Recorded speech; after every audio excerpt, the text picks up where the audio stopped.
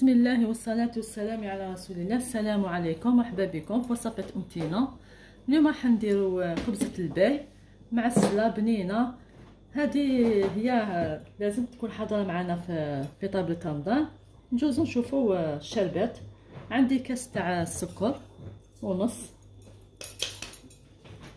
نديرو كاس ونص تاع السكر وثلاثة كيسان تاع الماء. بسم الله. الكاس الاول،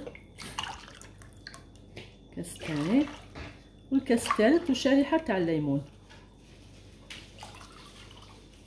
ونحطوها طيب شريحه الليمون ونحركوها مليح دوكا هكذا، ونحطوها فوق الفرن. كي تبدا تغلي لنا نحسبوا لها 10 دقائق ونحوها هكذا. دوك نحطها ونروحوا للمقادير تاع خبزه الباي.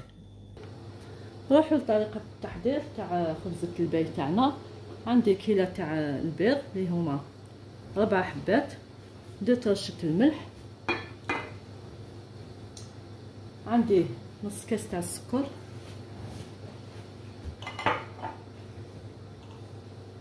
نص كاس تاع المارغرين، ونكملو بالزيت.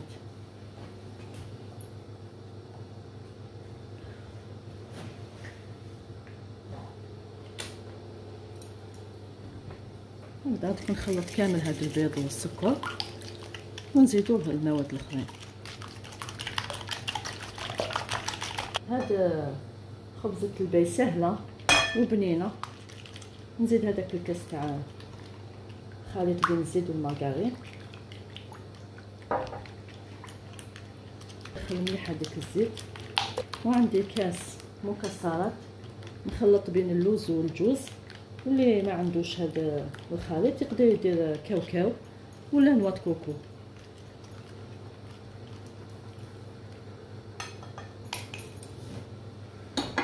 هكا نكملو كامل ندخلو هادوما.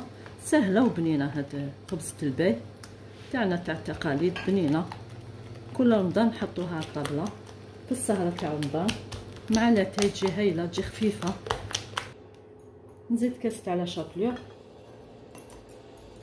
وعندي كاس تاع كاطو بيمو. الكاطو تاع بيمو شتو فيه بنه هايله وفيه ريحه مليحه.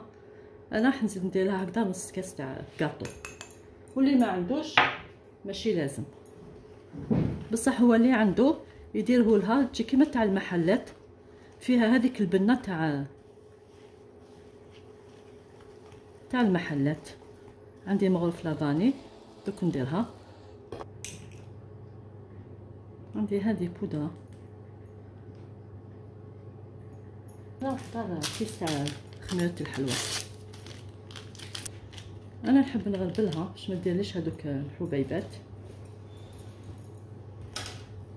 ندخلو كامل هاد المواد.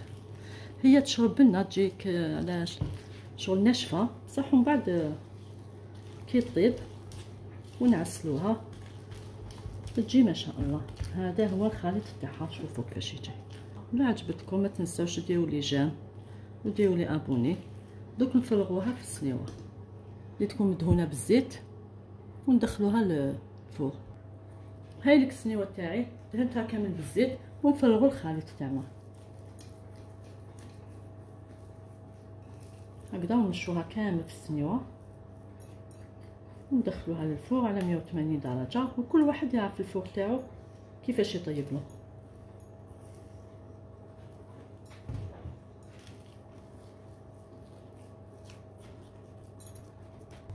هكذا هاي ليك. دوك ندخلها للفور. دوك كي توجد نعاودو نولو.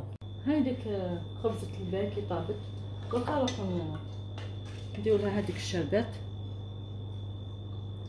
هاد الخبزه تكون سخونه والشربات بارده.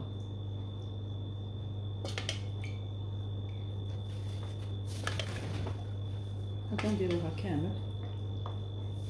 شوفوا حنا نديرو هي تشرب. دوكا قطعتها. عندنا لا جولي باش تمد لنا هذاك البريق تاع من الفوق، نديرو لها كامل هكذا لا جولي. اللي متوفر عنده، اللي ماشي متوفر ماشي لازم، بصح هي باش تمد لنا هذيك اللمعه نديرو لها كامل لا جولي من فوق. هاي لك خبزة البيت تاعنا كي وجدت، ان شاء الله تعجبكم وتجربوها، وديروا لي جيم وديروا لي ابوني، والسلام عليكم.